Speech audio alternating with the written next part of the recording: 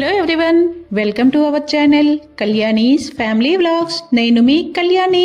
చూస్తున్నారు కదా, ఇది తడకా రోటీ అంటాము. బెంగాల్లో ఎక్కడ బయటకు వెళ్ళినా సరే, ఏ టైంలో అంటే మార్నింగ్ నుంచి నైట్ వరకు ఏ టైంలో అయినా సరే బయట ఈజీగా తినడానికి కంఫర్ట్గా అనిపించే ఫుడ్ ఏదైనా ఉంది అంటే అది ఈ తడకా రోటీ అనమాట. చాలా బాగుంటుంది. మీరు ఎప్పుడైనా టేస్ట్ చేశారా లేదంటే ఒకసారి వీడియోని కంప్లీట్గా వాచ్ చేయండి. తప్పకుండా ఇంట్లో కూడా ప్రిపేర్ చేసుకోవచ్చు. ఇక్కడైతే మాకు ఇక్కడ తడకా మిక్స్ ప్యాకెట్స్ అనేవి ఇలా దొరుకుతాయి అనమాట. అంటే అవేం కాదు, అన్ని రకాల పప్పులు కలిసి ఉంటాయి అనమాట. ఇక్కడైతే నేను 2 ప్యాకెట్స్ అయితే తీసుకున్నాను. అంటే ఇవి కిలో తడకా మిక్స్ అనమాట. చూస్తున్నారు కదా, ఇందులో పెసలు, మినుములు, శనగపప్పు, రాజ్మా, ఇంకా వేరే రకం శనగలు, ఎర్రకంది పప్పు, అన్ని రకాలు ఉంటాయి. సో మనకి అంటే ఎంత ప్రోటీనో ఇది మనకి తెలుసు కదా. సో ఇదైతే నేను నైట్ అంటే రోటీస్లోకి ప్రిపేర్ చేస్తాను. సో వీటిని మార్నింగ్ ఒకసారి మంచిగా వాష్ చేసుకొని నానబెట్టి పక్కన పెట్టేస్తాను.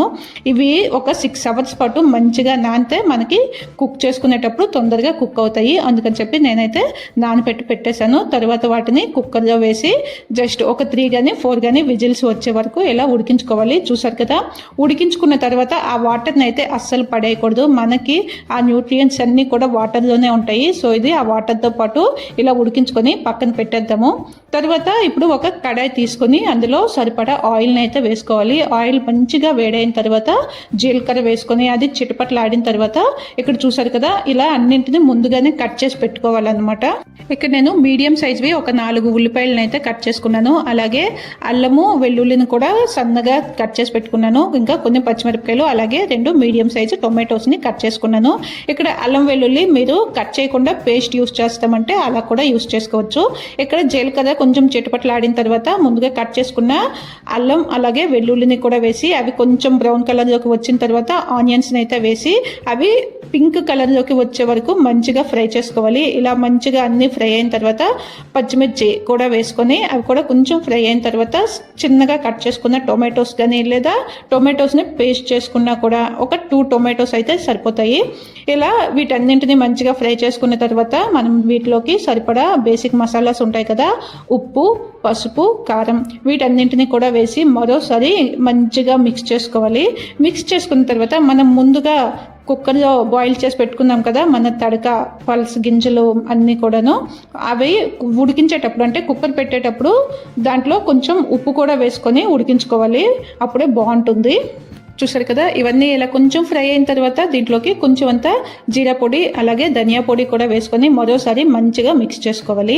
ఇలా అన్ని అంటే మసాలాలన్నీ కూడా మంచిగా ఫ్రై అయిన తర్వాత మనం కుక్కర్లో ఉడికించుకుని పెట్టుకున్న ఈ తడక మిక్స్ మొత్తాన్ని ఆ వాటరు అలాగే పప్పులు అన్నింటిని కూడా అలా వేసుకోవాలి. ఇంకా కుక్కర్లో కొంచెం ఏమైనా పప్పులు అవి ఉంటే దాంట్లోకి ఒక చిన్న గ్లాస్తో కొంచెం అంత నీళ్ళు వేసుకొని ఆ కుక్కర్ని తిప్పుకొని ఆ వాటర్ని కూడా దీంట్లోనే వేసి అప్పుడు ఈ మసాలాలు ఈ పప్పులు అన్నీ కలిసేలాగా మరోసారి మంచిగా మిక్స్ చేసుకోవాలి.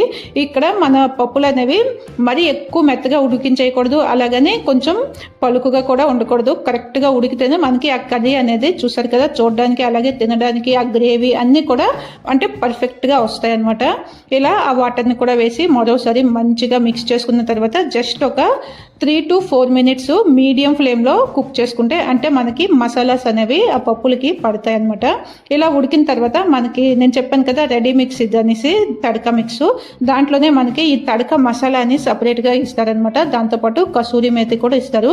ఈ 2 వేసుకుంటే ఆ కర్రీకి ఆ యాజ్ ఇట్ ఈజ్ అంటే ఆ ఫ్లేవర్ అనేది చాలా బాగా వస్తుంది. చూసారు కదా కర్రీ ఎంత సింపుల్గా ఎంత ఫాస్ట్గా రెడీ అయిపోయిందో. ఇక్కడ ఆ మసాలా అలాగే కసూరి మేతి వేసి మరోసారి మంచిగా మిక్స్ చేసుకొని మూత పెట్టుకొని ఇప్పుడు వేడిగా రోటీస్ని ప్రిపేర్ చేసుకొని రోటీస్తో పాటు ఈ కర్రీ నిజంగా చాలా బాగుంటుంది. రైస్తో కూడా తినొచ్చు, కాకపోతే ఇక్కడ మాకు రోటీస్తో అలా అలవాటు అయిపోయిందనమాట. రోటీస్తోనే అందరికీ నచ్చుతుంది. సో చిన్నపిల్లలు కూడా దీన్ని ఇష్టంగా తింటారు. మా ఇంట్లో అయితే పిల్లలు పెద్దవాళ్ళు అందరూ కూడా చాలా చక్కగా తింటారు. మరి ఇంత మంచి హెల్తీ రెసిపీని ఎవరైనా మిస్ చేసుకుంటారా? మీరు కూడా ఈసారి తప్పకుండా ట్రై చేయండి. ఎలా వచ్చింది అనే విషయాన్ని నాకు తప్పకుండా ఫీడ్బ్యాక్ ఇస్తారని వెయిట్ చేస్తూ ఉంటాను.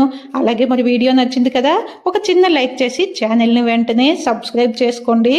ఇలా కర్రీని ఒక బౌల్లోకి వేసుకొని పక్కన వేడి రోటీస్ పెట్టుకొని అలాగే కొంచెం అంత సలాడ్ ఆనియన్ లేదా కీరా దోస ముక్కలు టొమాటో పెట్టుకొని ఇలా రోటీస్ని తింటే చాలా టేస్టీగా ఉంటుంది.